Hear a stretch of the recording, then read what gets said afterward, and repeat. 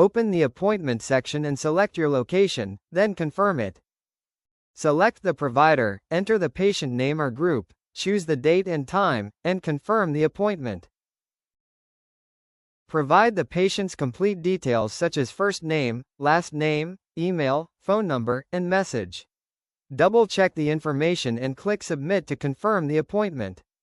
Click on Submit option button. Now the payment method page opens. The patient selects the payment option and completes the payment. After the payment is successful, all appointment details, date, time, name, contact number, and email, are displayed for confirmation. Go to the main menu and open the appointment dashboard to get a complete overview of all scheduled appointments. Here, you can easily view important details such as appointment dates, times, patient names, service providers, and current appointment status, helping you manage and track appointments efficiently in one place.